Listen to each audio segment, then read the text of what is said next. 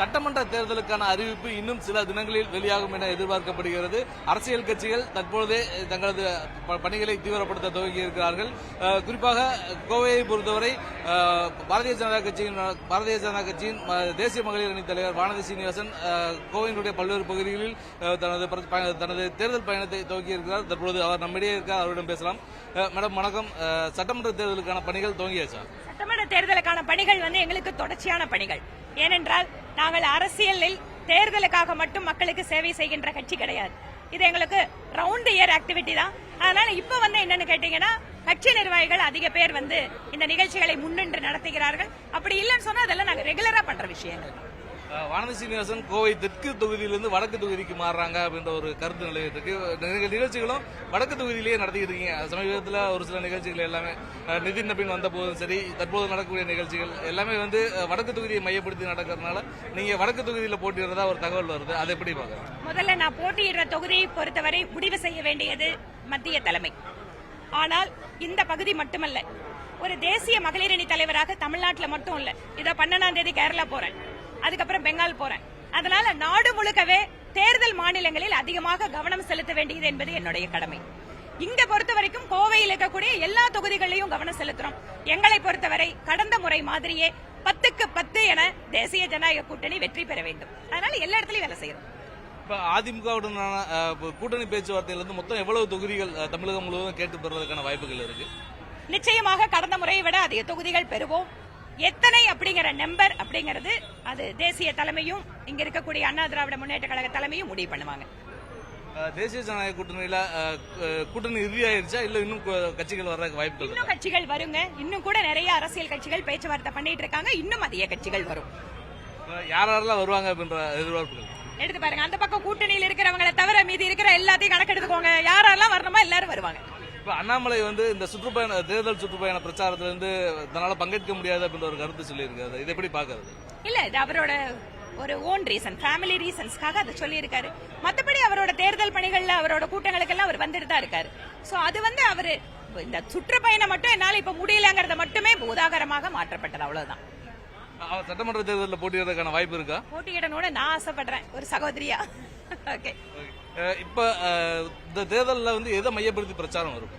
திமுக அரசினுடைய தோல்விகள், திமுக அரசினுடைய மக்கள் விரோத அரசாங்கத்தின் அவர்களுடைய செயல்பாடுகள், இதைதான் நாங்கள் முன்னிறுத்துவோம். இவை இல்லாமல் கூடுதலாக அதற்கு ஈக்குவலாக மத்தியிலே இருக்கின்ற மோடி அவர்கள் அரசாங்கத்திற்கு தமிழகத்தில் இணக்கமாக மத்திய அரசின் பல்வேறு திட்டங்களை மக்களுக்கு இங்கு அமல்படுத்தக்கூடிய, அதே போல அண்ணா திராவிட முன்னேற்ற கழகத்தில் அம்மாவின் ஆட்சியில் செயல்படுத்தப்பட்ட பல்வேறு திட்டங்கள் மீண்டும் இங்கு அமல்படுத்த வேண்டும் என்பதுதான் எங்களோட பிரச்சாரத்தின் மெயின் நோக்கமா இருக்கும்.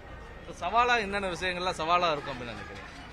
ஏன்னா திமுக அரசுடைய நிறைய திட்டங்கள் மக்கள்கிட்ட ரொம்ப ஃபேமஸா இருக்கு. அப்படிங்கிறப்ப அந்த திட்டங்கள்லாம் உங்களுக்கு சவாலா இருக்கும். எந்தெந்த மாதிரியான விஷயங்கள் சவாலா இருக்கும்? திமுக அரசே எங்களுக்கு சாதகமான ஒரு நிலைமையை ஏற்படுத்திட்டு இருக்காங்க.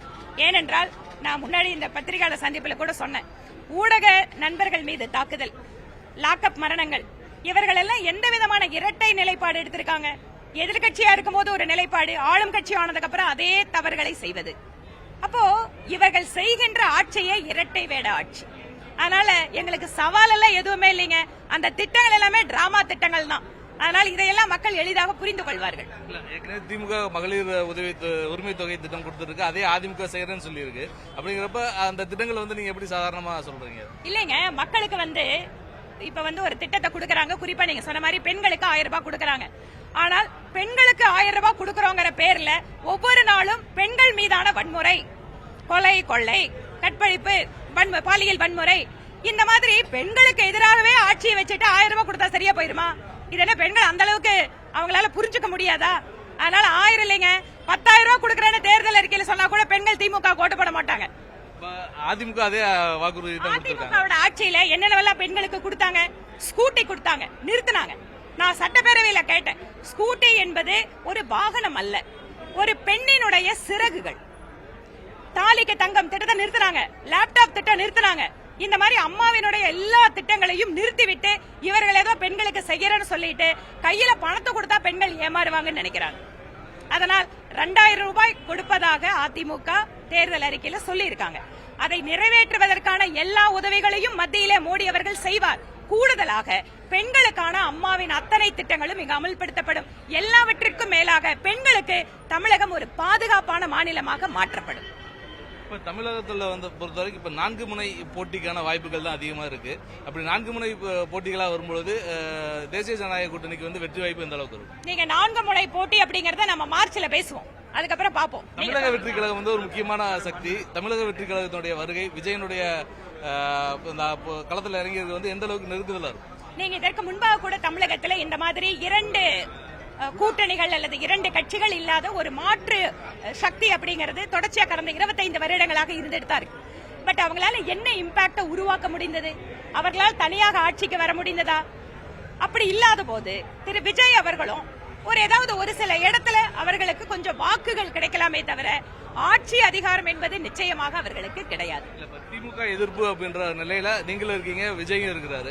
அப்படிங்கிறப்ப இந்த திமுகவுக்கு எதிரான வாக்குகள் எல்லாமே உங்களுக்கு பதிலா விஜய்க்கு போகக்கூடிய பட்சத்துல வெற்றி வாய்ப்பு திமுக இருக்குமே. ரொம்ப சிம்பிள்.